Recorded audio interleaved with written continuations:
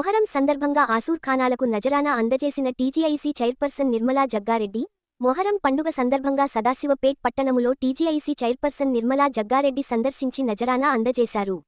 TPCC working president Jaggareddy ఆదేశాల మేరకు నిర్వహించిన ఈ కార్యక్రమంలో ఆమె ఆసూర్ఖానాల నిర్వాహకులు, భక్తులను కలిసి పండుగ శుభాకాంక్షలు తెలిపారు.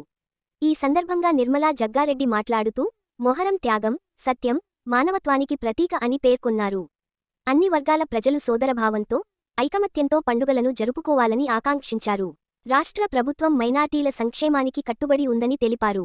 ఈ కార్యక్రమంలో municipal chairman Koona Santosh Kumar, vice chairman Hafeez Sheikh Shafi, Congress party నాయకులు, కార్యకర్తలు, ఆసూర్ఖానాల కమిటీ సభ్యులు మరియు స్థానిక ప్రజలు పెద్ద సంఖ్యలో పాల్గొన్నారు. మొహరం పర్వదినాన్ని పురస్కరించుకుని ఆసూర్ఖానాలకు నజరానా అందజేయడం ద్వారా మత సామరస్యానికి, సోదరభావానికి కాంగ్రెస్ నాయకులు తమ మద్దతును తెలియజేశారు.